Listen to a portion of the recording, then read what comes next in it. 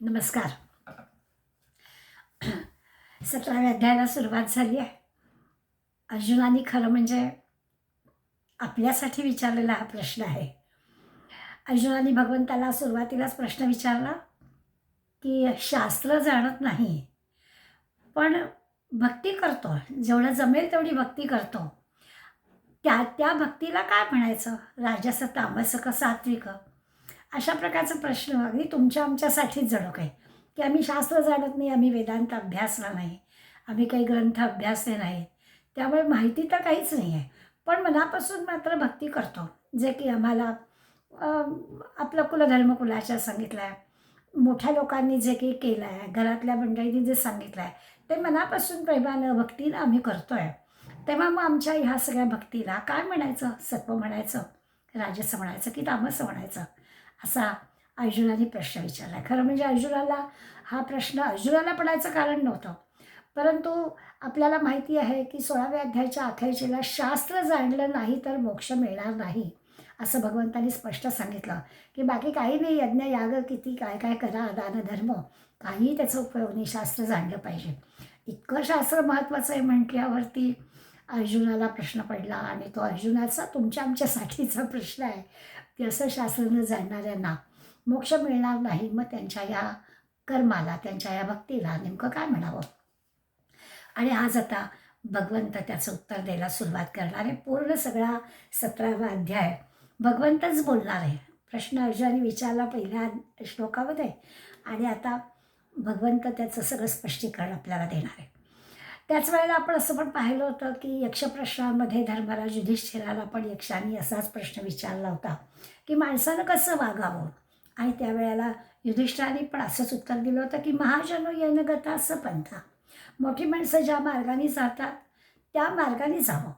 आपल्याला नाही ना माहिती, आणि व्यवहारात तर आपण हे नेहमीच पाहतो की जी गोष्ट आपल्याला माहिती नाही आहे ती मंडळी जे काही सांगतात मोठी माणसं त्याप्रमाणे करायचं.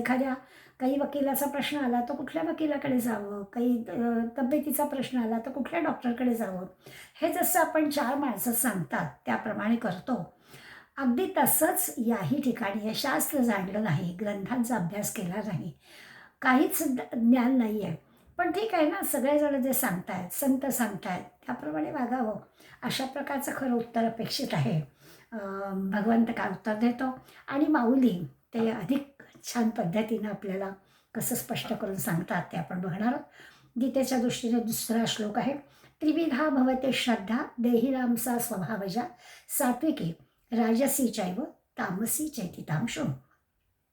त्रिविधा भवती श्रद्धा म्हटलं आहे, आणि हा जो देही ना म्हणजे देहधारी माणसाबद्दल चाललेला आहे, की देहधारी जो माणूस आहे त्या माणसाबद्दलचा आहे स्वभावजा, की त्या माणसाचं जो की आहे तो स्वभावानुसार, त्याच्या प्रकृतीनुसार, त्याचे काही पूर्वसंस्कार असतील तर त्या संस्कारानुसार त्याचा तो स्वभाव बनतो, आणि त्याप्रमाणे त्रिविधा श्रद्धा भवती, 3 प्रकारची श्रद्धा असते, असं भगवंतांनी सांगायला सुरुवात केली. की त्याच्या प्रकृतीनुसार 3 प्रकार असतात, आणि ते सत्व रजतम, सात्विकी राजसिक तामसी, हे चैतिताम शृणु. तर नीट ऐक, लक्षपूर्वक ऐक, मी सांगतो आहे ते नीट समजून घे, कारण प्रत्येकाचा स्वभाव त्याच्या स्वभावानुसार, त्याच्या प्रकृतीनुसार, संस्कारानुसार, त्याच्या पूर्वकर्मानुसार ठरलेला असतो, आणि यावर ते सगळं ठरतं. खरं आहे, आपल्याला हे तर दिसतंच. जसं आपण नुसतं वरकर्मी जरी शरीराची रचना पाहिली तरी आपल्या प्रत्येकात भेद आहे. रंगामध्ये भेद आहे, कोणी लख्ख गोरा आहे, कोणी सावळा आहे, कोणी उंच आहे, कोणी बुटका आहे, कोणाचं सर्व अवयव जरी असले तरी कुणाचं नाक कसं आहे, कोणाचं नाक कसं, जे जे काही कमलाक्षी डोळे आहेत का, चाफेकाळी नाक आहे, वगैरे वगैरे. पण असा शरीरामधला वरकर्मीसुद्धा भेद पाहिला तर आपल्याला दिसतोच की प्रत्येकामध्ये फरक आहेच. आता हा फरक कुठून आला? तर स्वाभाविकच आहे, आपण ज्यांच्या कुळामध्ये जन्म घेतला, ज्या आईवडिलांच्या पोटी जन्म घेतला आहे त्या पद्धतीनुसार आपली रचना झालेली आहे. कुठल्याही 2 माणसांची प्रकृती एका घरामध्ये जन्माला आलेली त्यांच्यासारखी, भावंड एकमेकांसारखी असं म्हणतो, पण तरीही त्यांच्यात फरक असतो असं आपल्याला माहिती आहे. त्यामुळे शरीर रचनेमध्ये होईल किंवा बुद्धीचा दृष्टीने विचार केला तरी एखादा हुशार असतो, एखादा तितका हुशार नसतो, असंही आपल्याला फरक दिसतो. त्यामुळे त्याचे भाव, त्याचं स्वभाव, त्याचं दिसणं, त्याची बुद्धिमत्ता या सगळ्यामध्ये फरक असतो हे आपल्याला माहिती आहे. आणि ते जे काही फरक आहेत त्याचे 3 गट थोडक्यामध्ये केलेले सत्व रजतम. त्या काय वळण म्हणा, संस्कार म्हणा, भोवतालची परिस्थिती म्हणा, आईवडिलांकडून आलेले काय गुणसूत्रानुसार म्हणा, कर्मानुसार म्हणा, जे जे काही भेद आपल्या प्रत्येकामध्ये आहेत त्याच्यात 3 याच्यात विभागणी केलेली आहे. आणि असं हे सात्विक संस्कारातून आलं तर सात्विक, राजस असलं तर राजस, नाही तर तामस, हे जे काही फरक आहेत ते आपण मुळात असं आहे की जो काही दिसतोय फरक त्या सगळ्या फरकांचा विचार केला तर हे 3च फरक असे असं वाटेल. पण ह्या 3 याच्यामध्ये त्यांनी आपल्याला सगळ्यांना घालून दिलेलं आहे. सगळी मंडळी या सत्वरजतमध्ये दिसतील. व्यवहारात तर आपल्याला सगळ्यांच्यामध्ये हा फरक चांगलाच जाणवतो. आत्ता जसं म्हणतं दिसण्यात, तसं स्वभाव वैशिष्ट्यामध्ये, आवडीनिवडीमध्ये. मी नेहमीच गमतीनं म्हणते की एखाद्याला गरम गरम म्हणजे इतकं कडकडीत लागतं, एखाद्याला की थंडगार चालतं, एखादा जसं जसं असेल तसं असं म्हणतो, त्याला सगळं स्वीकारायला असतं. असं सगळे फरक आपल्याला दिसतातच. त्यावरून सुद्धा आपण सत्वरजतम ठरवू शकतो. भगवंत म्हणतो आहे की हे जे काही आता सांगणारे भगवंत हे त्यावेळेला सांगितलं असलं तरी सर्व काळामध्ये ते आपल्याला उपयोगी पडणार आहे. म्हणजे 5,000 वर्षापूर्वी अर्जुनाला सांगताना जरी असं म्हटलं असतं सगळी माणसं, सगळे जे काही आहेत ते 3 प्रकार आहेत, तर आजही तसंच आहे. आणि अजून कितीही वर्ष गेलं तरी मनुष्याचा हा जो काही स्वभाव आहे त्यानुसार त्याची जी विभागणी केलेली आहे ती भगवंत सांगतोय ते बरोबर आहे. 3 ह्याच्यामध्ये विभागणी होईल. काळ कसाही असला, कुठलाही असला तरी. आणि ते भगवंत सांगतोय की ते मी काय सांगतोय ते लक्षपूर्वक आहे, सावधपणाने ऐक. आता हा अर्जुनाचाच प्रश्न आहे. म्हणजे एखाद्या दृष्टीने आपण विचार करू शकतो की एखाद्या माणसाला जशी वेगळ्या वेगळ्या प्रकारची नाती असतात तसं सगळं आहे की एखाद्या माणसाचे स्वभाव असे भिन्न भिन्न असतात. देशकाल परिस्थितीप्रमाणे सगळे बदल झालेले असतात. काही संकेत आपण मानतो, जसं आपण आता आपल्या धर्मामध्ये किंवा आपल्या संस्कृतीमध्ये कर्माचा विचार करतो. म्हणजे आधीच्या जन्मामध्ये केलेल्या कर्माचा परिणाम असा पण आपण विचार करतो. त्यावर आपलं सुखदुःख अवलंबून आहे असं आपण म्हणतो. आणि म्हणून मग या जन्मामध्ये आपण जे काही आचरण करू त्यावर आपलं पुढला जन्म ठरेल. अशा प्रकारे कर्माचा सुद्धा विचार आपल्याकडे सगळ्या ग्रंथांनी केलेला आहे. त्यामुळे आधीचा जन्म, आत्ताचा जन्म, पुढचा जन्म ह्या सगळ्या कल्पनासुद्धा आपण भारतीय मंडळी मानतो. आणखी एक श्रद्धेबद्दल लक्षात असं घ्यायचं की श्रद्धा ही निर्माण होणारी गोष्ट नाही आहे. म्हणजे शास्त्राने ती निर्माण होत नाही, तर तो स्वभाव आहे. शास्त्रांच्या अभ्यासाने बदल होईल, बदल होणार नाही असं नाही, पण ती शास्त्र निर्माण करत नाही आहे. त्याला आपण फार तर स्वभावज म्हणू, स्वभावाप्रमाणे ती होते. त्यामुळे आत्ता म्हटलं जसं मागच्या जन्मात काय केलं आहे त्यावर आत्ताचा जन्म, आत्ताच्या जन्मात आपण काय केलं आहे त्यावर पुढला जन्म, किंवा आपले जे काही राग लोभ मद मत्सर जे काही आहे त्यावर कोणत्या प्रकारचं आपलं कर्म होणार, किंवा त्या कर्माची नोंद कशी होणार, यावर सगळ्या गोष्टी अवलंबून असतात. आणि त्यामुळे दुसरं असं असतं की आधीच्या जन्मातून आपण हे कर्माप्रमाणे जसं घेणार असतो तसं आणखी एक महत्त्वाची गोष्ट घेतो, जी शास्त्राच्या किंवा या भक्तीच्या मार्गामध्ये आपल्या लक्षात येतं की आधीच्या जन्मामधल्या गोष्टींचा परिणाम या जन्मात होतो. म्हणजे जसं उदाहरणार्थ एकाच घरामध्ये एखादा भावंड हा असं म्हणूया की काय म्हणजे गोंदवलेकर महाराजांच्या वाङ्मयावर त्याची श्रद्धा असते आणि त्यांचा अनुग्रह करायची घेतो, तर एखाद्या समर्थांचा घेतो. तर हे कुठून येतं असं आपल्याला वाटतं की तर हे सुद्धा मागच्या जन्मातून कॅरी फॉरवर्ड झालेलं असतं की आपल्याला एखाद्याला रामाचं चरित्र आवडतं, एखादा कृष्णाचं चरित्र, एखादा दत्ताची भक्ती करतो. अशा प्रकारचे खूप खूप फरक आपल्याला दिसतात व्यक्तींमध्ये. ते सगळे कुठून येतात तर त्याच्याबद्दल पण आपल्याला हे काही शास्त्र सांगत नाही, का शास्त्र जाणल्याने हे होत नाही, तर हे आधीच्या जन्मातून आलेलं असतं. आणखीन एक गोष्ट, आता ह्या निरनिराळ्या गोष्टी आपल्याला भगवंत सांगणारे त्याच्या अनुरुद्धाने माऊली पण आपल्याला खूप दृष्टांत देणार आहेत, त्यातून आपण पाहणारच आहोत. पण अशी आणखीन एक गोष्ट लक्षात येते की काही वेळा असं होतं ना की शास्त्र जाणत नाही, ठीक आहे, ज्या शास्त्रांचा अभ्यास केलेला नाही. पण काही वेळा काही बद्ध माणसं असतात, ती अगदी सुस्त असतात, आळशी असतात. तर अशा माणसांच्या बाबतीत विचार करायचा झाला तर ते प्रकृतीच्या गुणांना म्हणजे जे काही प्रकृतीच्या ह्याच्यात ते वश झालेले असतात. जे काय असेल ते त्याला तसंच हवं असतं. त्यांच्या कर्मानुसार त्यांचा स्वभाव बनतो. म्हणजे बद्धपणामुळे, आळशीपणामुळे जसं पुढे आता तमोगुणाचा विचार येणारच आहे. पण तरीसुद्धा अगदी बद्ध जरी असला, आळशी जरी असला, शास्त्र जरी जाणत नसला, तरी देखील जर त्याला सत्संग मिळाला, तर त्याला शास्त्रांचा अभ्यास करावासा वाटतो आणि स्वाभाविकच त्या शास्त्रांच्या अभ्यासानं आणि संतसंगानं त्याचा स्वभाव बदलतो. त्यामुळे असं नाही की त्याला शिक्का म्हणजे आता हे सांगण्याचा उद्देश असा आहे की आपण जन्माला कुठे आलो, आपल्या आवडीनिवडी काय आहेत, ह्याच्यात कितीही जरी बदल असले तरी आपण आपल्यामध्ये बदल करू शकतो, जर योग्य पद्धतीनं आपण सत्संग म्हणा, शास्त्र अभ्यास म्हणा, संत सहवास म्हणा, जे काही आहे त्या दृष्टीने जर आपल्याला मिळाला सहवास आणि आपण केलं तर अगदी बद्धाचा सुद्धा हा मुमुक्ष होऊ शकतो. अशा प्रकारचा सगळा विचार माऊली आपल्याला सांगणार आहेत. मी म्हटलं आहे असं की त्रिविधा भवती श्रद्धा आणि देहिनाम सा स्वभावजा. त्रिविधा म्हटलं आहे. खरं तर विचार केला तर श्रद्धा ही एकच असते, पण ती देहिनाम स्वभावजा, प्रत्येक माणसाच्या स्वभावाप्रमाणे ती 3 प्रकारची होते. मुळात श्रद्धा एकच, पण मनुष्य स्वभावाप्रमाणे त्याच्यामध्ये स्वभाव म्हणजे काय ते आपल्याला ते समजून घ्यायला हवं. म्हणजे मग आपल्याला ते 3 प्रकार काय आहेत त्याचा आपोआप उलगडा होईल. स्वरूप आणि स्वभाव. स्वरूपाकडे आपल्याला जायचं आहे. आपलं जे स्वरूप आहे त्या स्वरूपाकडे आपल्याला जायचं आहे. आणि इथे म्हटलं आहे की ही जी काही श्रद्धा आहे ती 3 प्रकारची काय आहे तर ती स्वभावावर आहे.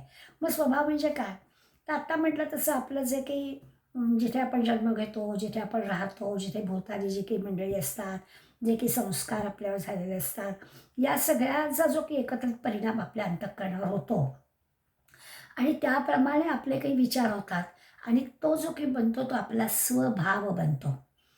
बरं, हे जे संस्कार असतात ते असे सूक्ष्म स्वरूपात असतात. म्हणजे त्याचे कॅरी फॉरवर्ड म्हणतो ना, पुढल्या जन्मात नाही तसं तर त्यामुळे तसं होतं.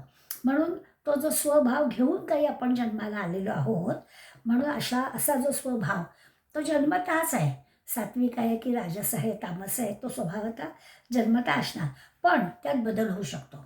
आपण या जन्मात जो स्वभाव घेऊन आलेलो आहोत आणि नवीन देहामध्ये प्रवेश करतो त्याला श्रद्धा म्हणायचं, पण ती श्रद्धा अशी बनवलेली नाही आहे. उपजत काय जे घेऊन आलेलो असतो ते आपल्याला जाणवतं. आता उदाहरण द्यायचं झालं तर आपल्या लक्षात येईल की आपण संतांचं दर्शन घेतो, त्यांचे काही विचार ऐकतो, त्यांचे ग्रंथ अभ्यासतो आणि ते सगळे संत खरं म्हणजे सारखे म्हणजे कालावधी वेगळा असेल, सांगण्याची पद्धती त्यांची वेगळी असेल. एखाद्या भक्ताला एखाद्या संतांचं वाङ्मय किंवा त्यांचे विचार अधिक पटतात, आत्ता म्हटलं तसं की असं होतं. आणि त्यामुळे मग आपल्याला तो जो काही स्वभाव आहे त्या स्वभावाप्रमाणे आपल्याला काय आवडतं आणि काय नाही हे त्याप्रमाणे ठरतं. म्हणून आपल्याला सांगतात ना की आपला योग कुठे आहे त्याप्रमाणेच त्या संतांकडे जाऊन अनुग्रह घेतला जातो. आपण नेहमी समर्थांचं, तुकाराम महाराजांचं आणि शिवाजी महाराजांचं उदाहरण देतो की तुकाराम महाराजांकडे गेले शिवाजी महाराज, पण महाराजांनी सांगितलं की नाही, तुझा योग वेगळ्या ठिकाणी आहे आणि मग वेगळ्या ठिकाणी काय तर समर्थच तुला अनुग्रह देऊ शकतात. अशा प्रकार असं होऊ शकतं. त्यामुळे ते सांगतात की कोणी कुठली उपासना करावी ते जे काही ठरायचं असतं ते मागच्या जन्माच्या संस्कारांवर असतं. तसा स्वभाव, तशी श्रद्धा असते. पण ही श्रद्धा परत मगाशी सांगितलं तसं की ती शास्त्रज्ञ नाही आहे, शास्त्रातून जन्माला आलेली नाही आहे, तर शास्त्रांच्या अभ्यासानं ती निर्माण करता येऊ शकेल किंवा ती बदलवता येऊ शकेल. तम असेल तर रजात, रजत असेल तर सत्वमध्ये जाता येईल. स्वभावजाचा दुसरा अर्थ आपण असं की प्रकृती, म्हणजे आता त्रिगुणात्मक प्रकृती आहे, त्यातून निर्माण होणारी श्रद्धा आहे. ती श्रद्धा स्वाभाविकच त्रिगुणात्मक प्रकृती म्हणून त्रिगुणात्मक श्रद्धा. म्हणजे स्वभाव कसा तर त्रिगुणात्मक म्हणून तो सत्वरज तम. प्रत्येकाचा वेगळा. सगळ्याचं स्वरूप मात्र काय आहे? स्वरूप सच्चित आनंद, पण स्वभाव वेगळा.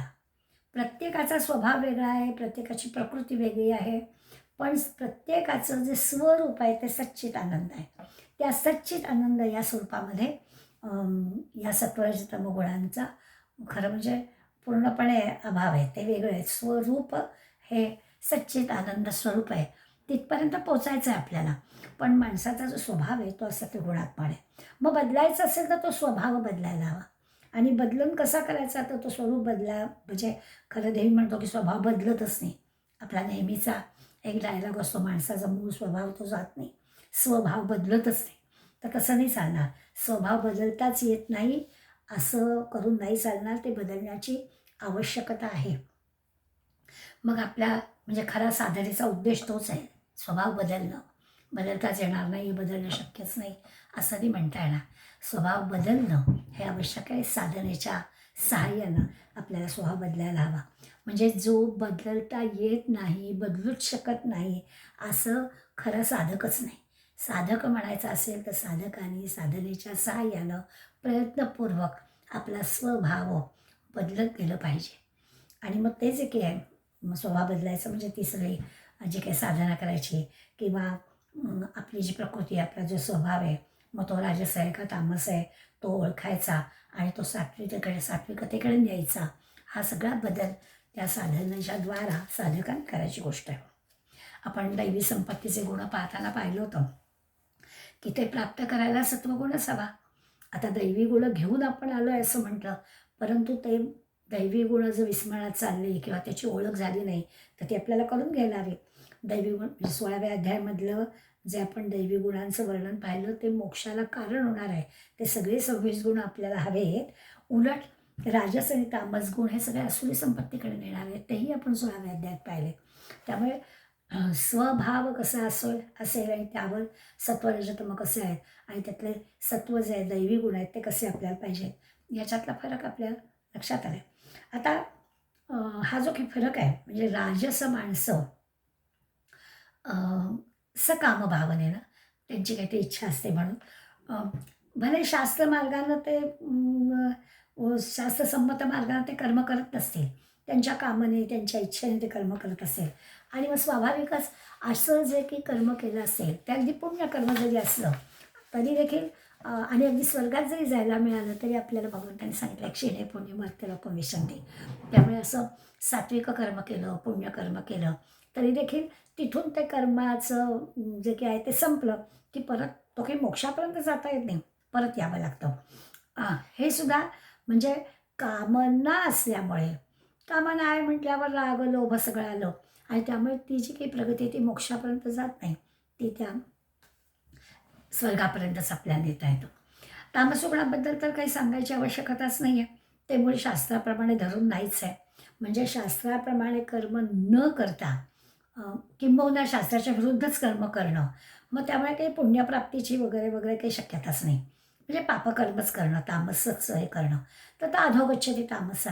त्यामुळे त्या तामस प्रवृत्तीला मोक्षाचा काही संबंधच नाही आहे. त्यामुळे राजस काय आणि तामस काय, म्हणजे राजस झाला अगदी पुण्यकर्म केलं तरी स्वर्गापर्यंतच तिथून परत यावं लागतं.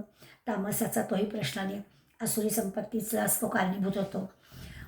मग जसा स्वभाव आहे किंवा जसा स्वतःचा विचार आहे तसा विचार, तशी कृती, जशी कृती तसे संस्कार आणि जसे संस्कार तसा पुढच्या जन्मातला स्वभाव, असं सारखं ते चक्र चालू आहे.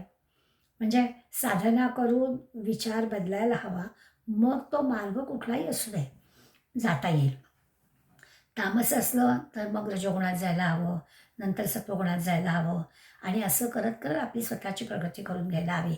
मग स्थिर होणं, मग दैवी गुणं, मग काही शास्त्रांचा अभ्यास असं सगळं जर केलं तर मग या सगळ्या सत्वरजतम ओलांडून आपल्याला स्वरूप जे सच्चिदानंद स्वरूप असं जे म्हटलं तिथपर्यंत जाता येईल. या सगळ्याला अत्यंत ठाम अशी श्रद्धा असली पाहिजे असं आपल्याला माऊली छान उदाहरणं देणार आहेत, आपण ते पाहणारच आहोत. हेच माऊलीचं सांगणं आहे. श्रद्धेचं जे स्वरूप आहे म्हणजे खरं मुळातली श्रद्धा शुद्धच आहे.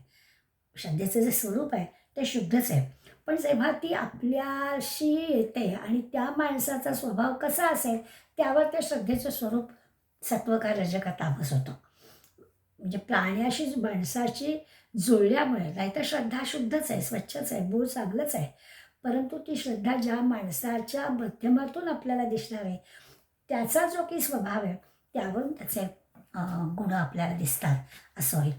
म्हणजे त्या त्या जीवाच्या ज्या काही वासना आहेत किंवा जे काही त्याचे संकल्प आहेत तशा तशा क्रिया त्याच्याकडून होतात आणि तशा ज्या क्रिया त्याच्याकडून होतात त्यामुळे स्वाभाविकच त्या क्रिया मग मृत्यूनंतर त्याचं ते झालेलं कर्म आणि त्या कर्माप्रमाणे पुन्हा पुढलं पुढलं जन्म हे सगळं ते कर्म जन्म पुन्हा कर्म हे सगळं राहणं चालू होतं. माऊली त्याला छान उदाहरण आहे की बी, त्या बीतून झाड, मग झाडाला परत फळ, मग फळाला परत बी, त्या बीतून परत झाड, हे जे काही चक्र आहे बी झाड, झाडाला फळ, फळाला बी, परत बीचं झाड, हे जे काही चक्र आहे त्याच्यातून हा बदल होईल.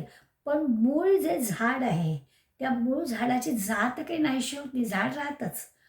म्हणजे एक ते झाड राहिलं नाही तरी त्या बियांपासून पुन्हा पुन्हा झाड येतच. त्यामुळे ते जे काही कितीही वर्ष लोटली कितीही काही झालं तरी त्या प्रकारची जी झाडं आहेत ती निर्माण होतच राहणार. तसं म्हणे प्राण्यांचं आहे. हे त्रिगुण काही बदलणार नाही आहेत, बाकी सगळा बदल होईल. तमोगुणातून रजगुणात, रजगुणातून सत्वगुणात जाणं सगळं आवश्यकच आहे. परंतु या सगळ्यामध्ये राडगाडगं चालूच राहणार आहे, कारण स्वभावामध्ये त्या त्या माणसाने साधनेच्या द्वारा आपला आपला बदल करून घ्यायचा आहे. आपोआप नाही ह्या गोष्टी होणार, याच्यासाठी भगवंत आपल्याला सांगणार आहे. माऊलीने ज्या ओव्या सांगितले त्याचा आपण विचार करूया. 49व्या ओळीपासून सुरुवात करायची. आता आपण पाहतोय असं की जर का शास्त्राभ्यास नसला तरी देखील संतांची संगत मिळाली तर शास्त्राचा अभ्यास करावा असं वाटतो आणि मग त्याच्यातून स्वभाव बदलतो आणि स्वरूपाकडे जाता येतं. असं खरं म्हणजे हे सगळं तू नीटपणे ऐक असं भगवंत सांगताय. सगळं असं गीतेच्या श्लोकामध्ये सगळं सांगितलं, एवढंच सांगितलं की तिन्ही गोष्टी होतात. नुसतंच हे करता सांगितलं की 3 प्रकारच्या श्रद्धा असतात त्या त्या देहाशी, आणि तो जो जे काही देहधारी माणूस आहे त्याच्या स्वभावानुसार हे 3 प्रकार असतात. ते मी तुला सांगतो, ते नीटपणे ऐक. आता कसे कसे हे होतात ते माऊली आपल्याला सांगतील. म्हणे पार्था तुझा अतिसो हेही आम्ही जाणत असो, जे शास्त्राभ्यासाचा आडसो मानित असे की. भगवान अर्जुनाला म्हणतात, अर्जुना तुझा जो म्हणजे मी जाणला आहे, तुझा बोलण्याचा भर कशावर आहे. म्हणे पार्था तुझा अतिसो, अतिसो म्हणजे कल, त्याचा कल काय आहे बोलण्याचा, तुझा बोलण्याचा भर कशावर आहे हे मला कळलं आहे. म्हणजे तू कसं म्हणतोयस की कर्म करण्याकरता शास्त्राभ्यासाचा आडसो, म्हणजे शास्त्राभ्यासाची जी अडचण आहे ती मानतोस ना. मागच्या वेळेला त्यांनी सांगितलं होतं की एकदाही शास्त्र कळत आहे तर कसं होणार ना, मग त्यांनी काय मोक्षाला जायचंच नाही का, त्यांनी कसं कर्म करायचं असा खरा प्रश्न आहे. त्यामुळे तू शास्त्राभ्यास ही अडचण मानतोस ना, असा पहिल्याच ओळीमध्ये अर्जुनाला काय नेमका प्रश्न पडला आहे ते माऊली आपल्याला स्पष्ट सांगतात की शास्त्राभ्यासाची अडचण तुला वाटते ना, तर शास्त्राच्या अभ्यासामध्ये अनेक अडचणी असू शकतात. अगदी बरोबर आहे, सगळ्यांना शास्त्राचा अभ्यास करणं शक्य नसतं, साधन सामग्री उपलब्ध नसते, सद्गुरू वेळेवर मिळतात असं नाही, तेवढी बौद्धिक पात्रता नसते. त्यामुळे ह्या सगळ्या अडचणी आहेतच. शास्त्राच्या अभ्यासामध्ये अनेक अडचणी आहेत. अगदी बरोबर आहे, सगळ्यांना जमणार नाही आणि त्यामुळे तुझी शंका रास्त आहे. म्हणून तुझा जो कल आहे तो मला कळला आहे. नुसदियाची श्रद्धा झोंबो पाहसी परमपदा, तरी तैसे हे प्रबुद्धा सोहोपे नव्हे. पण केवळ श्रद्धेनं, नुसदियाची श्रद्धा म्हणजे नुसत्या श्रद्धेनं, केवळ श्रद्धेनं, की जी श्रद्धा कशी शास्त्रनिरपेक्ष, म्हणजे काय म्हणायचं, असं शास्त्र जाणत नसलो, झोंबे पाहसी परमपदा, की त्याला काही बाबा शास्त्र माहिती नाही आहे तर तरी देखील त्याला मोक्षपदापर्यंत जाता येईल की नाही. त्याला जी काही श्रद्धा त्याच्याजवळ आहे, त्याचे जे काही स्वभावाप्रमाणे सत्व रजतम जे काही आहे, भले आपण असं धरूया की सत्वगुण शून्य पण असेल, शास्त्र पण जाणत नसेल, तरी देखील जी काही त्याची श्रद्धा आहे त्या श्रद्धेने त्याला मोक्षपदापर्यंत जाता येईल असं तुला वाटतं. आणि हे जे प्रबुद्ध म्हणजे अर्जुना तू जाणकार आहेस, तू समजतोयस तितकं सोपं नाही आहे. म्हणजे शास्त्र जाणलं नाही तरी देखील मोक्षपदाला जावं असं तुला वाटतंय, तर ते तितकंसं सोपं नाही आहे. का सोपं नाही आहे त्याचं माऊली आपल्याला पुढे सांगतील. श्रद्धा म्हणतील यासाठी पाते जो नये किरीटी, काय द्विजू अंत्यज हृष्टी अंत्यजू नये. इथे ते लगेच आपल्याला पहिल्यांदा संगतीचा दोष कसा असतो त्याचं एक उदाहरण देत आहेत. माऊली म्हणतात श्रद्धा म्हणतील यासाठी. श्रद्धा म्हटल्यावर पाते जो नये किरीटी, कशावरही विश्वास ठेवू नये. आपली श्रद्धा आहे असं म्हटलं तर बाकी काही कोणी आपल्याला सांगू दे त्याच्यावर काही लक्ष देऊ नये. म्हणजे कशी काय, आता परीक्षा करावी लागेल. श्रद्धा म्हटली की काय रजतमाच्या संबंधाने वाईट देखील असते. सहवास कुणाचा मिळेल याच्यावर असतं. श्रद्धा बसली असं म्हटलं तरी भोवतालचं वातावरण तसं असेल तर ती श्रद्धा तितकीशी बसत नाही. म्हणून ते म्हणत आहेत की काय द्विजू अंत्यज दृष्टी अंत्यजू नव्हे. काय होतं, एखाद्या दारुड्याच्या सहवासात एखादा सज्जन नेहमी दिसला तर लोक त्याच्याकडे शंकेनं नाही का पाहणार. इथे शब्द अंत्यज वापरला आहे, द्विजू आणि अंत्यज, की एखादा ब्राह्मण अंत्यजाच्या सतत केलेल्या त्याच्याबरोबर सतत राहत असल्यामुळे स्वाभाविकच त्याच्यावर अंत्यजाचंच म्हटलं नाही का जाणार. तर मी तर म्हणते व्यसनाधीन माणूस असं म्हणूया आपण, की त्याच्याबरोबर एखादा चांगला माणूस सततच त्याच्या संपर्कात आहे, त्याच्या सहवासात आहे, तो खरं म्हणजे तसा नाही आहे, तो व्यसनी नाही आहे. पण तरीसुद्धा त्याच्या सहवासात राहिल्यामुळे लोक त्याच्याकडे तशा नजरेने नाही का पाहणार. म्हणजे हीन संगतीनं सज्जनसुद्धा हीन होतो. म्हणून ते आपल्याला सांगतात की कितीही श्रद्धा असली तरी रजतमाचं जर अधिक हे असेल, जोर असेल, तर ती श्रद्धा तितकीशी पक्की राहत नाही. जोंबोपासी परमपदा, त्या श्रद्धेने मोक्षपदापर्यंत जाता येतं असं तुला जे वाटतं आहे ते तितकंसं सोपं नाही आहे. केव्हा आपण खाली येऊ याचा काही भरोसा नाही. ती श्रद्धा दृढ असली पाहिजे. आणखी उदाहरण देतात, गंगोदक जरी झाले तरी मध्य भांडला आले, ते घेऊ नये काही केले विचारी पा. अगदी सोपं उदाहरण दिलं आहे की अगदी गंगेचं पवित्र जल आहे, पण ते गंगेचं पवित्र जल समजा मध्य भांड्यामध्ये आलं की दारूच्या भांड्यामध्ये ते गंगोदक जर भरलं, ते घेऊ नये काही केले विचारी पा. तर ते घेऊन चालेल का? ते आपल्या काही पूजेला उपयोगी आहे का, तर आपल्याला तीर्थ म्हणून घेता येणार आहे? काहीच त्याचा उपयोग नाही. कुठल्या चांगल्या कार्याला स्वतःला ते आपल्याला गंगाजल जरी असलं तरी ते त्या अशा प्रकारच्या भांड्यात असल्यामुळे आपल्याला घेता येईल का? विचार कर, विचारी पा, तूच विचार कर की नाही चालणार. म्हणजे श्रद्धा असणारा माणूस जर संगत त्याची कुठली आहे त्याच्यावर त्याचं हे सगळं तो स्वरूपापर्यंत पोचतो की नाही, मोक्षापर्यंत पोचतो की नाही हे अवलंबून आहे. संगतीला फार मोठं महत्त्व आहे हे आपल्याला उदाहरणांनी पटवून देतात. आणखी माऊली उदाहरण देतात, चंदनू होय शीतलो परी अग्निसी पावे मिळवू, तही हाती धरता जाळू न शके काही. चंदनाचा वृक्ष जो आहे त्याच्याजवळ शीतलता हा गुण आहे. अगदी खरी गोष्ट आहे, थंड आहे, चंदन शीतल आहे, बरोबर आहे. पण शेवटी ते लाकूड आहे, त्यामुळे अग्निसी पावे मिळू. जेव्हा त्या चंदनाच्या लाकडाला पण अग्नीचा स्पर्श होतो तेव्हा चंदनाचं जरी झाड असलं तरी हात भाजणारच. अग्नीशी सहवास झाल्यामुळे त्याचा जो मूळ गुण आहे तो जाणार आणि अग्नीचा जो गुण आहे त्याचाच त्रास होणारच ना. चंदन जरी झालं तरी अग्नीच्या पुढे काय, अग्नीमुळे ते चंदन जे आहे ते आपल्याला दाहच करणार. म्हणजे तिथे शीतल चंदनाचा जो मूळ रूप उपयोग आहे त्याचा काहीच उपयोग होणार नाही, उलट दाहच होईल. का किडाची ये आरती ये पुरी, पडिले सोळे किरीटी, घेतले चोखासाठी लागविना. आणखीन एक उदाहरण देतात की अगदी 16 आणे म्हणजे प्युअर सोनं ज्याला म्हणतो असं जरी आहे, पण ते जर किडाची आहे आटली आहे पुरी, ते जर तांब्या पितळ्याबरोबर म्हणजे हिणकस धातूंबरोबर त्याचं 100 नंबरी सोनं आटवलं तर ते मिक्स झालं ना. ते 16 नंबरी सोनं नाही राहिलं, त्या सोन्यात हा हिणकस धातू पण मिसळला गेला. मग ते शुद्ध सोनं जे आहे त्या शुद्ध सोन्याच्या भावानं हे हिणकस घातलेलं सोनं विकून चालेल का?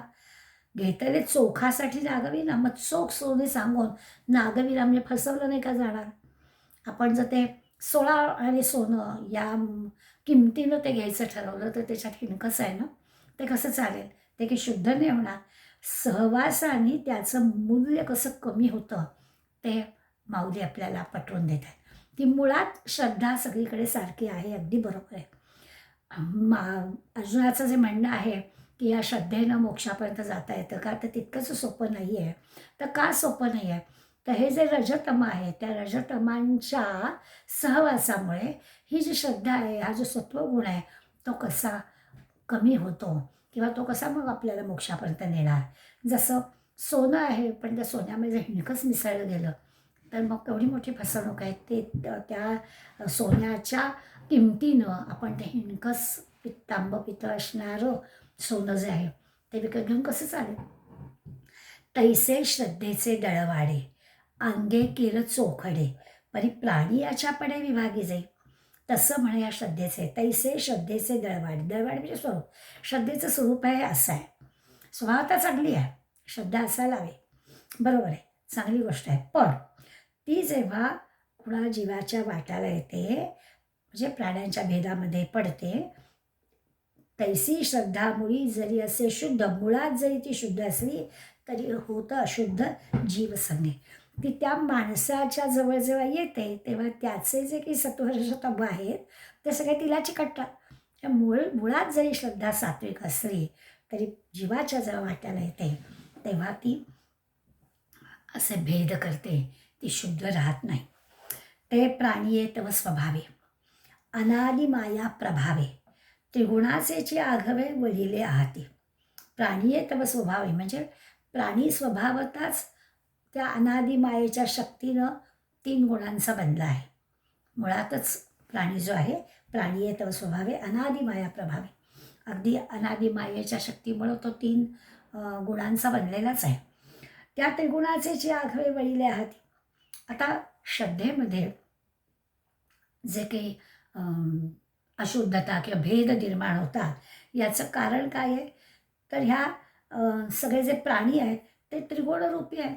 3 पदरी जसे दोरी वळवलेली असतात 3 पदरांनी, तसे त्या 3 सत्वरजतमानी सगळं वळलेलं आहे. कुठले कुठले 3 पदर आहेत? तर माऊली सांगतात एक पदर आहे तो आपल्या वर्तनातील चांगलं वाईट कर्माचा, पूर्वजन्मातलं. पूर्वजन्मामध्ये आपण जे काही चांगली वाईट कर्म केली असाल त्याचा एक पेड आहे, 3 पेड म्हणूया. दुसरं मायेचं सामर्थ्य, हे सगळं वातावरण जे दृश्य जग आहे त्याच्यामध्ये ती श्रद्धा नीटपणे खरंच टिकायला मदत व्हायला हवी. आणि तिसरं हे सत्वरजतम मैत्री गुण, ह्या तिघांनी मिळून हे सगळं बनलेलं आहे. त्यामुळे मुळात जरी श्रद्धा चांगली असली तरी तिच्यात भेद, तिच्यात अशुद्धता या 3 कारणांमुळे निर्माण होते. तेथशी 2 गुण खाचती मग एक धरी उन्नती तई तैसी याची होती वृत्ती जीवाची. आता हे जे 3 आहेत ना ह्याच्यात काय गडबड होते ते सांगताय. तेथशी 2 गुण खाचती, खाचती म्हणजे कमी होतात. 3 गुणांमधले 2 गुण क्षीण होतात, कमी होतात. मग एक धरी उन्नती, 1 गुण मात्र वरचढ होतो. सत्वरजतमामधला 2 गुण खाली जातात, क्षीण होतात, 1 गुण वरचढ होतो. आणि तो जो वरचढ झालेला गुण असतो तो त्या माणसाचा स्वभाव बनतो. हे आता आपल्याला पटेल की एखादा माणूस सात्विक आहे का राजस आहे का तामस आहे कसं ठरवायचं? तर सत्वरजतमामधले 2 गुण क्षीण होतात, 1 वरचढ होतो. आणि तो वरचढ झालेला जो असतो तो माणसाचा स्वभाव असतो. वृत्ती ऐसे बन धरिती मना ऐसे क्रिया करीती केलिया ऐसी वरिती मरोनी देहे. मग काय होतं? आता माणूस जो आहे, जीव जो आहे तो स्वभावाप्रमाणे किंवा त्याच्या त्याच्या इच्छेप्रमाणे मनाला धारण करतो. त्याचं मन तयार कसं होतं? तर त्याच्या त्याच्या स्वभावाप्रमाणे होतं. म्हणजे त्याच्या मनाप्रमाणे तो चांगल्या किंवा वाईट काही क्रियाकर्म करतो. आणि ती जी काही क्रिया त्याची होते त्या क्रियेप्रमाणे मृत्यूनंतर त्याला परत वेगळा देह मिळतो. म्हणजे सुखदुःखाच्या सगळ्या ह्याच्याप्रमाणे जे काही फळ प्राप्त व्हायचं आहे त्याप्रमाणे पुढला जन्म मिळणार आहे. म्हणजे स्वभावाप्रमाणे मन, मनाप्रमाणे कर्म, कर्माप्रमाणे पुन्हा जन्म, हे असं सगळं चालू राहतं. मुळात त्याचं सगळं जे काही आहे ते स्वभाव आणि मन. मग अशीच आपण म्हटलं की बदलता येतं. कधी बदलता येतं? कितीही जरी बद्ध असला तरी जर का त्याला चांगला संग मिळाला तर त्याला शास्त्राभ्यास करावासा वाटतो, शास्त्र आवडायला लागतं आणि संत संगामुळे त्याच्यामध्ये बदल होतो. तसं ते सांगतात स्वभावाप्रमाणे मन, ते मन बदललं. समजा अगदी रज तम असे गेले, सत्वच गुण वाढीस लागला, एकच उन्नत होतो, दोन क्षीण होतात, तसा वाढीस लागला, योग्य संगत मिळाली, शास्त्र अभ्यास करावासा वाटला तर त्याचं भलं होतं, त्याच्याकडून चांगलं कर्म होतं. चांगलं कर्म केलं की स्वाभाविकच पुढला जन्म अधिक चांगला होतो आणि असं जर काही मिळालं तर खरोखरच भगवंताप्रत जाता येतं. सच्चित आनंद स्वरूप जर तो मिळतो, जे अर्जुनाला उत्तर अपेक्षित आहे तेच अपेक्षित उत्तर तो भगवंत नंतर देणार आहे. बीज मोठे झाड होये, झाड मोडे बीजी माये, बीजी सामाये, ऐसेनी कल्पकोडी जाये परी जाती न नशे. आणि तेच उदाहरण मग अशी जे म्हटलं तेच उदाहरण दिलं आहे. बीज बोडे झाड होय, बीजापासून वृक्ष होतो. म्हणजे काय होतं तर त्या बीजाचं स्वरूप बदलतं. मुळात बी होतं पण ते रुजतं, रोप होतं, मग त्याला काय झाड मोठं होतं, पानं, फुलं, फांद्या, फळ येतं, फळामध्ये बी असतं, ते बीजाचं स्वरूप बदलतं. मग जे काही झाड होतं त्या झाडाला फळ येतात, काही काळ त्याचं आयुष्य असतं, मग झाड नाश पावतं. त्या बीजामध्ये अंतर्भाव असतो, त्या बीजामुळे नवीन नवीन झाडं निर्माण होतात. असं कल्पच्या कल्प, वर्षोनिवर्ष हे चालू राहतं. म्हणजे झाडाच्या, ते झाड जरी गेलं तरी झाडाच्या जातीचा नाश होत नाही. त्या फळामुळे निरनिराळी झाडं निर्माण होतात, त्यामुळे झाड नावाचं त्या त्या जातीचं फळ झाडं राहतात. तसंच आहे. तिया परी ये अपारे, होत जात जन्मांतरे, परी त्रिगुणत्व न व्यभिचारी प्राणियांचे. अगदी तसंच म्हणे हे होतं की ते झाडाच्या बीचं जसं होतं की ते झाड काही वर्षांनी कदाचित काय 100-200 वर्ष त्या झाडाचं आयुष्य असेल, त्यानंतर ते झाड असणार नाही, पण त्या झाडाला येणाऱ्या फळांच्या बियांमधून नवनवीन झाडं येतच राहणार. त्यामुळे झाड नावाची त्या समजा आपण सीताफळ म्हटलं तर त्या सीताफळाच्या बियांपासून निरनिराळी आणखी तर ती जात काही नष्ट होत नाही. आज वर्षोनिवर्ष आणि पुढे अनेक वर्ष आपण ते फळ खाणारच आहोत, तर ती जात नष्ट होणार नाही आहे. त्याच क्रमाने तिया परी ये अपारे, होत जाय जन्मांतरे. कित्येक जन्मच्या जन्म गेले तरी प्राण्यांचं जर त्रिगुणत्व आहे, हे सत्वरजतम आहे, ते नष्ट होत नाही. म्हणजे 3 गुणांमध्ये बदल होत नाही. माणसं बदली होती, त्या त्या माणसामध्ये बदल कदाचित होईल, परंतु सगळी जी माणसं आहेत ती या त्रिगुणांनीच बनलेली आहेत असं आपल्याला लक्षात येईल. म्हणून प्राणियांच्यापैकी पडिली श्रद्धा अवलोके, ते होय गुणासारिखी तीही यया. म्हणून काय झालं,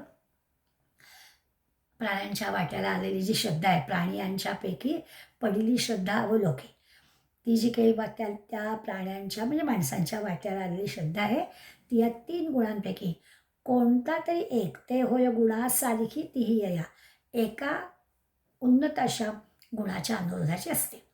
काही माणसं सात्विक असतात, काही राजस असतात, काही तामस असतात. बरं, हा बदल होतो की मुळामध्ये होता तमोगुणी पण योग्य मार्ग मिळाला आणि आता तो सत्वगुणी झाला, असं होऊ शकतं. त्यामुळे कुठला तरी एक उन्नत गुण होतो आणि त्याप्रमाणे होतो. सात्विक असेल तर त्याची श्रद्धा पण सात्विक असते, तमोगुणी असेल त्याची श्रद्धा तमोगुणी असेल, रजोगुणी असेल तर त्याची रजोगुणी आहे. विपाये वाढे सत्वशुद्ध, तेव्हा ज्ञानासी करी साध, परी एका दोघे वोखद ये राहते. म्हणजे म्हणतात कदाचित असं होईल की जर का वाढे सत्वशुद्ध, शुद्ध सत्वगुणांचा जर जोर असेल, सात्विक गुण जर चांगला असेल, तर तेव्हा ज्ञानासी करी साध, तर मग त्याच्याकडून चांगली उपासना होईल. सत्वगुण जोरावर असेल, उन्नत असेल, तर मग त्याच्याकडून काय होईल, तेव्हा ज्ञानासी करी साध म्हणजे चांगली उपासना चांगली होईल, साधना चांगली होईल, काही शास्त्र अभ्यासलं जाईल, चांगलं शास्त्र श्रवण केलं जाईल. शुद्ध सत्वगुण जो आहे तो आपोआपच वाढीला लागेल. जर का वाढे सत्वशुद्ध ज्ञानासी करी साध. आपोआपच त्या सत्वगुणाला योग्य अशा सगळ्या गोष्टी होतील. सत्वगुण वाढीस लागेल. उन्नत असणारा जो गुण आहे तो अधिक वाढीस लागेल. परी एका दोघे वोखद ये राहती. मग असं जेव्हा होईल मग ती ब्रह्मज्ञानाची आत्मज्ञानाची इच्छा होते. मग त्याला दुसरे जे गुण आहेत ते एका दोघे वोखद ये राहते, ते 2 गुण रज आणि तम आड येतात. म्हणजे हा उन्नत होतो, पण कधी कधी असं होतं की जे दुसरे गुण आहेत ते आड येतात. म्हणजे एकाची उन्नत अवस्था आहे, त्याची चांगली प्रगती होते, पण मधूनच तो रज आणि तम येतो आणि त्या सत्वगुणाला परत मागे खेचण्याचा प्रयत्न करतो. सत्वाचे अंग लगे ते श्रद्धा मोक्ष फळारी गे, तर रजतम उगे खापा राहती. म्हणजे इतकं त्या सत्वगुणाच्या अनुरोधाने किंवा सत्वगुणाच्या आधारानं ती छानपैकी मोक्षमार्गाला जाते. मोक्षफळाचा आधार मिळतो. मोक्षफळाची गे सत्वगुण आहे, त्याचं उन्नत अवस्था आहे, आपोआप होतं. पण तरी देखील हे रजतम स्वस्थ बसत नाहीत. तेव्हा रजतम उगे म्हणजे निवांत स्वस्थ राहती का? मनुष्य स्वभाव आहे ना, कसा आड येतो ते आपल्याला सांगतात. नाहीतर चांगलं सत्वगुण उन्नत आहे, चांगली प्रगती होते, त्याच्या अनुरोधाने सगळं छान चाललेलं आहे वगैरे वगैरे. पण अशा वेळेला माऊली आपल्याला सांगतात की त्यावेळेला ते जे रजतम आहेत ते असे शांत बसणार आहेत का? काहीतरी मध्येच काढतीलच. मोडोनी सत्वाची त्राय, रजोगुण आकाशे जाय, तेव्हा तेची श्रद्धा होय कर्म केरसुणी. छान शब्द वापरलाय. लक्षात घेऊया आपण. मोडोनी सत्वाची त्राय म्हणजे चांगलं सत्वगुण प्रगत होतोय, त्या सत्वगुणाचं जे बळ आहे, सत्वगुणाची जी शक्ती आहे ते मोडून रजोगुण आकाशे जाय. रजोगुण आकाशे जातो म्हणजे रजोगुण वाढतो, बळावतो. सत्वगुणाला जरा खाली खेचतो आणि तो बळावतो. तेव्हा ती श्रद्धा काय होते? कर्म केरसुनी, कर्माला सहाय्यभूत होते. रजोगुण येतो ना वर, रजोगुण म्हणजे कर्म करणं, आणि रजोगुणामुळे ती श्रद्धा कर्म मार्गाला लागते.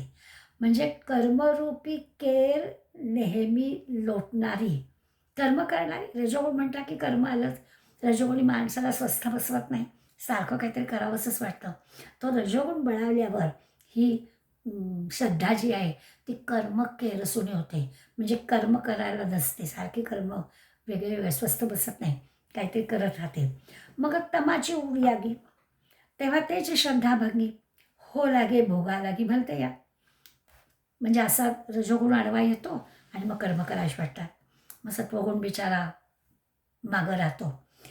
तमोगुणाचं काय होतं? तर तमोगुणाशी समजा आग भडकली, तमाची उठी आगी, तेव्हा तेची श्रद्धा भंगी. तमोगुणाची आग भडकली की तीच श्रद्धा भंग पावते. मुळात श्रद्धा चांगली आहे, चांगली सत्वगुणाची प्रगती होते. रजोगुण आडवा आला की झालं, वेगवेगळी कर्म करायची वाटतात. तमोगुणा भडकला की तीच जी श्रद्धा आहे ती भंग पावते आणि तो इतका बळावतो की वाटेल ते भोगायला प्रवृत्त करते. मग आणखीन खाली खाली जायला होतं. अशी 3 प्रकारची असते. चिन्मयानंदाने हे 3 प्रकारच्या श्रद्धांना, आता नाव सत्वराज तमच म्हणायचं, पण आपण म्हणू शकतो चांगली, विकारी, मंद, किंवा दैवी, अदैवी, राक्षसी. रजोगुण त्यातल्या त्यात परवडला, तो जर सत्वगुणाकडे जाणार असला तर परत तरी होईल, पण तमोगुणाकडे गेला की गडबडच झाली. त्यामुळे आपल्याला सांगतायत की असं घडतं. आता असं असल्यामुळे ह्या त्रिविधा भवती श्रद्धेचं नेमकं काय होतं त्यांनी सांगितलं. या सगळ्या ओव्यांच्या अभ्यासातून आपल्या लक्षात येतं की माणसाची त्याच्या प्रकृतीनुसार, त्याच्या स्वभावानुसार, त्याच्या पूर्वसंस्कारानुसार जी श्रद्धा असते त्या सगळ्याची माहिती भगवंत आपल्याला सांगणार आहे. 3ऱ्या श्लोकामध्ये सत्वानुरूपा सर्वस्य श्रद्धा भवती भारत, श्रद्धामयोयम पुरुषो योय श्रद्धस्स एव सा. तर ह्या श्लोकामध्ये सध्या सर्वस्य श्रद्धा सत्वानुरूपा भवती. दुसऱ्या ह्याच्यामध्ये आपल्याला नीट काळजीपूर्वक ऐक असं सांगितलं आणि 3ही प्रकार सांगितले. आता म्हणताय सर्वस्य श्रद्धा सत्वानुरूपा भवती, म्हणजे सगळ्या माणसांची श्रद्धा त्यांच्या अंतःकरणातील भावाला अनुसरून असते. बरोबर आहे, अगदी खरं आहे. सत्वानुरूपा सर्वस्य श्रद्धा भवती भारत. अर्जुना, प्रत्येक माणसाची, सगळ्याच माणसांची श्रद्धा जी आहे ती त्यांच्या त्यांच्या अंतःकरणातल्या भावाला अनुसरून असते. अयम पुरुष हा श्रद्धामया. आणि प्रत्येक माणूस श्रद्धामयच असतो. श्रद्धा नाही असं नाहीच आहे. प्रत्येक माणूस श्रद्धा, प्रत्येक माणसाची श्रद्धा आहेच. योय श्रद्धा स एव सा. जशी ज्याची श्रद्धा तसा तो असतो. आता म्हणजे काय, प्रत्येकाजवळ श्रद्धा असते. जशी ज्याची श्रद्धा तसा तो असतो. आणि सगळ्या माणसाची श्रद्धा त्यांच्या अंतःकरणातल्या भावाला अनुसरून असते. आता विशेष भगवंतांनी असं ह्या श्लोकामध्ये आपल्याला काय सांगितलं की त्याचं मुळात असं आहे की हा सगळा बदल आपल्याला करता येऊ शकतो आहे. पुढे आपल्याला भगवंत सांगणार आहे. भा याचा अर्थ बुद्धी किंवा ज्ञान आहे. म्हणून भारत शब्द वापरला आहे की जो बुद्धी बदलत आहे. अर्जुनासारख्या बुद्धिमान याला सांगायचं आहे हे सगळं.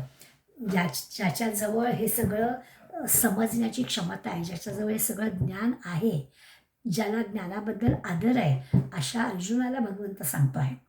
आणि त्याला सांगताना म्हणतो की सत्वानुरूपा सर्वस्य श्रद्धा भवती.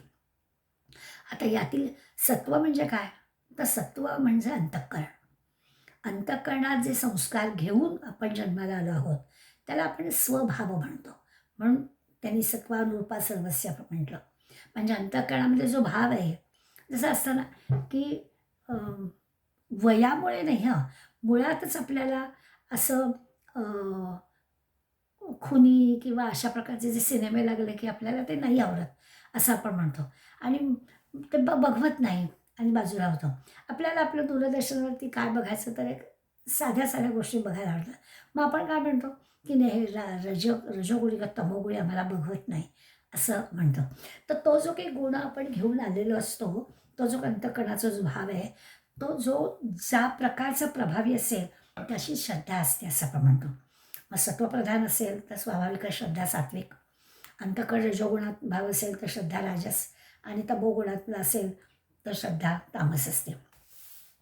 परमेश्वर समजायला हवा असेल तर आपल्याला तमोगुणाकडून रजोगुणाकडे, रजोगुणाकडून सत्वगुणाकडे, सत्वगुणाच्याही पलीकडे आपल्याला जायला हवं. आपल्याला जायचं आहे कुठे ते आपलं ठरलेलं आहे. आणि त्या स्वरूपाकडे जायचं असल्यामुळे, त्या ईश्वरापर्यंत पोचायचं असल्यामुळे, सच्चित आनंद त्याचा अनुभव घ्यायचा असल्यामुळे आपल्याला ह्या त्रिगुणातीत, त्रिगुणांच्याही पलीकडे जायचं आहे, गुणांच्या अतीत जायचं आहे. आता गुणातीत होणं म्हणजे कठीण आहे, बरोबर. पण निदान आपण तमाकडून रजाकडून सत्वाकडे तर जाण्याची सुरुवात करूया. सात्विक असण्याचा तरी प्रयत्न करूया. सर्वस्य श्रद्धा सत्वानुरूपा भवते. या श्लोकामध्ये निदान त्यांनी आपल्याला म्हटलं की काय करायचं, तर सर्वांची श्रद्धा जी आहे तिची काही अंतःकरणातल्या भावाला अनुसरून असते. तो भाव, तो जो काही स्वभाव आहे, हा स्वभाव, हा संस्कार मुळातला जो आहे त्याच्यावर तो अवलंबून असतो. मग चांगले संस्कार, आता चांगलं वाईट आपल्याला कळतं. सकाळी देवाला नमस्कार करायचा आहे किंवा संध्याकाळी देवाला नमस्कार करायचा आहे, रात्री झोपताना देवाला नमस्कार करायचा आहे, अन्न ग्रहण करताना भगवंताचं स्मरण करायचं आहे. हे सगळं घरामधल्या मुलांना सांगणं हे चांगले संस्कार करणं आहे. वाईट संगत आहे, वाईट प्रकारचं वाचन आहे, वाईट गोष्टी बघणं आहे, हे सगळं वाईट आहे. ते संस्कार, त्या संस्कारांकडे लक्ष ठेवणं, काय चांगलं काय वाईट हे कळतं. करणाऱ्याला पण कळतं, शिकवणाऱ्याला तर कळतं. म्हणजे आईवडील चांगलं सांगतच असतात, मुलांना सुद्धा जी गोष्ट वाईट आहे ती कळते, पण तरी देखील तिकडे करण्याचा ओढा असतो. त्यामुळे आपल्या अंतःकरणावर जो काही कोरला जाणारा त्याचा जो चांगला वाईट परिणाम आहे, त्याचे जे संस्कार आहेत, ते जसे ज्याचे संस्कार असतात तसा त्याचा स्वभाव, तशी त्याची श्रद्धा, असा त्याचा अर्थ. श्रद्धेनुसार स्वभाव किंवा स्वभावानुसार श्रद्धा असं म्हणूया. लहानपणापासून कधीच जर आपण काय म्हणायचं, नॉनव्हेज खाल्लं नसेल तर कधीच ते केलेलं नाही. आणि मग समजा कधी केलं गेलं तर आपल्याला पाप लागेल असं आपण समजतो, की आपण चुकीचं वागलो आहे असं आपल्याला वाटतं. कारण मुळात कधी केलेलं नाही आणि ते करणं चुकीचं आहे अशी आपली ठाम पक्की समजूत आहे. आणि ते जर आपण केलं, पण जे पूर्वीपासून लहानपणापासून करतच आले त्यांना काहीच ते वाटणार नाही. त्यांना की आपण पाप करतोय असं वाटणार नाही. हा संस्कारांचा किंवा मूळ श्रद्धेचा हा परिणाम आहे. आपल्याला उदाहरण एवढ्यासाठी दिलं की आपल्या लगेचच लक्षात येईल की ज्याला ती लहानपणापासून सवय आहे त्याला ते पाप वाटणारच नाही. ज्याला नाही आहे त्याला ते पाप वाटेल. हे करतोय हे चुकीचं आहे असं वाटेल. मुळात मुळात करणाऱ्याला ते चुकीचं वाटणार नाही. आता न करणारा जो आहे तो संगतीनं जर करायला लागला तरी देखील त्याचे पूर्वसंस्कार जागे होतात की हे आपण करतोय बरोबर नाही. पूर्वी आपण कधी केलेलं नाही. आता या संगतीत आल्यामुळे आपण हे करतो आहोत. हे बरोबर आहे का चूक आहे असे निरनिराळे संभ्रम त्याच्या मनात पडतील. आणि मग त्या सगळ्या ह्याच्यामधून तो मूळ संस्काराला बाजूला करून ते करेल किंवा मूळ संस्कारच प्रभावित होऊन ते करणार नाही. हे त्याच्या स्वभावावर अवलंबून आहे. म्हणून जसा संस्कार जसा स्वभाव तशी श्रद्धा. काय बरोबर काय चूक, संगतीनं काय करायचं आणि काय नाही हे त्या त्या वेळेला ती व्यक्ती ठरवते आणि त्यावर ते काय बरोबर काय चूक कळतं. अगदी समजा आपण दुसरं उदाहरण घ्या. वारकरी आहे. वारकरी वारीला गेला. माळ घातली की तो पक्का म्हणजे व्यसन करायचं नाही, मांसभक्षण करायचं नाही असं आपाप वचन. आता पूर्वी जरी तो करत असला किंवा त्याची सवय जरी त्याला असली तरी देखील आता त्यांनी माळ घातलेली आहे. त्यामुळे त्यांनी हा बदल केलेला आहे.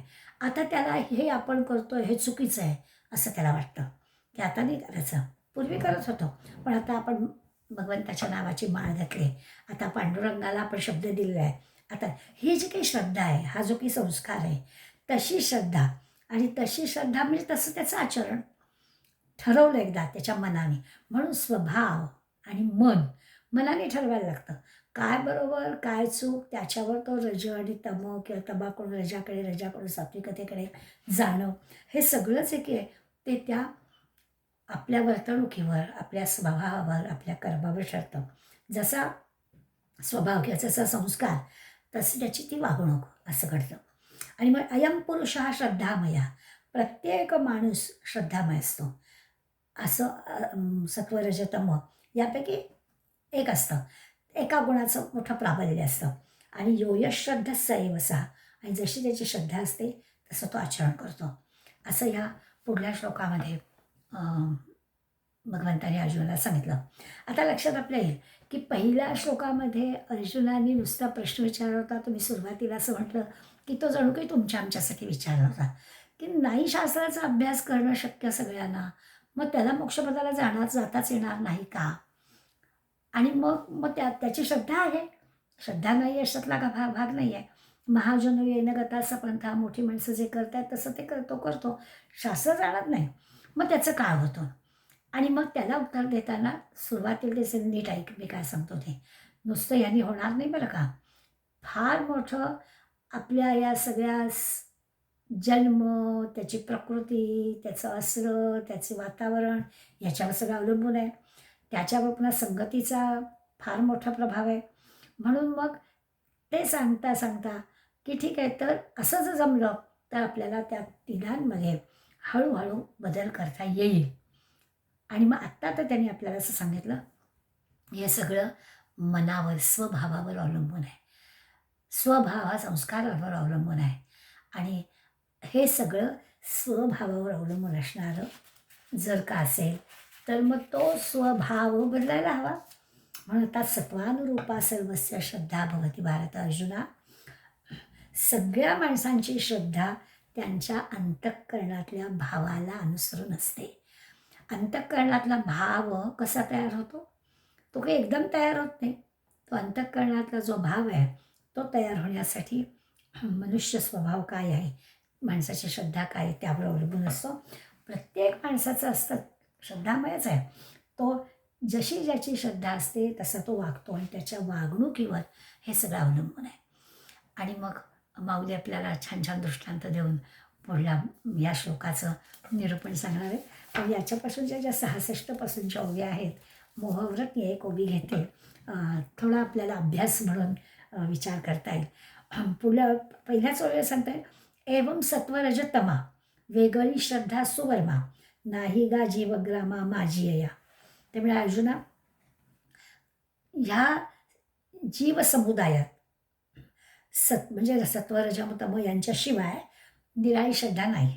या तिनामध्ये सगळं आहे. पण जीवाच्या वाट्याला आलेलं जे जे श्रद्धेचं स्वरूप आहे ते या 3 गुणांपैकी कोणत्या तरी एका गुणासारखं असतं. त्यावरून केवळ श्रद्धा अशी असत नाही. म्हणजे काय तर सत्व रजतम वेगळी श्रद्धा सुवर्मा. सुवर्म हे अर्जुनाला उद्देशून म्हटलं आहे सुज्ञ, जाणकार असं आहेच. आणि नाही गा जीवग्रामा माझी येया, म्हणजे हे अर्जुना, हे सुज्ञ अर्जुना, या सगळ्या जीवसमुदायात याशिवाय सत्वरजतमाशिवाय निराळं काहीच नाही. म्हणजे या सगळ्या जगात जीवाच्या वाट्याला आलेलं जे काही श्रद्धेचं स्वरूप आहे ते यातलंच आहे. आणि केवळ श्रद्धा ही तिनांशिवाय, म्हणून मग ह्या भेदाने जी सत्वरजतम हे जे भेद आहेत ते त्रिगुणात्मकाचे भेद आहेत, त्या सगळ्या गुणभेदांमधून कसं आता त्या मनाला आपण पलीकडे न्यायचं त्याचा विचार आपल्याला भगवंत करून देणार आहेत. आणि हे सगळं आपल्या लक्षात येतं की खरंच सगळा सुरुवात करताना जसं सांगितलं की किती संगतीवरती गोष्टी आपल्या अवलंबून आहेत. कुठली संगत मिळते त्यावर आपले विचार, मुळातला विचार उधळून लावायचा किंवा बदलायचा तेही आपल्यावरच अवलंबून आहे. कधी कधी असं होतं की संगतीचा दोष लागायचा झाला तर ती संगत वरचढ ठरते आणि आपण त्या सत्वगुणाच्या ऐवजी आणखीन रजाकडे किंवा तमाकडे जायला निघतो. पण त्यावेळेलाच आपलं मन आपलं घट्ट राहिलं आणि काय बरोबर आहे आणि आपलं मूळ स्वरूप जे आहे किंवा मुळातला आपला जो स्वभाव आहे त्या स्वभावाचा जो विचार राहिला तर मग आपण त्या संगतीपासून दूर येतो आणि मग रजाकडून सत्वाकडे पण जायला निघतो. पण त्याच्यासाठी लागणारा जो असा निर्धार पाहिजे, श्रद्धा पाहिजे, मनाची खंबीरता पाहिजे, त्या सगळ्याचा विचार आपल्याला भगवंत करायला सांगणार आहेत. तो आपण पुढल्या वेळेला करूया. आज इथे थांबूया 65व्या वेळेपर्यंत. काकांच्या ओव्या ऐकूया म्हणजे आणखीन आपल्याला चांगला अर्थ कळेल. तुझा आग्रही हाच विचार आम्ही जाणीला पाही सत्वर शास्त्राभ्यासाचा हा अडसर मानितोस का तूच खरोखर. बाळकोणी ती केवळ श्रद्धा स्वाधीन होण्या मोक्ष संपदा मिळणे जाऊनी त्या परमपदा नाही सोपे पहा सर्वदा. होईल कार्यभाग श्रद्धेतून नये राहू परिविश्वासून संगत महारासवे धरून महार होईल बघचो ब्राह्मण. गंगेचे जरी असले मध्यपात्री घालून या ते दिदले अशुद्ध संपर्काने झाले निषिद्ध सेवायास मानिले. थंड स्वभावे जरी का चंदन अग्नीची संपर्क येऊन पहा होई ते जव भेबान टाकी जगताला जाळून. येऊन हिणाशी बघ संग सोन्याच्या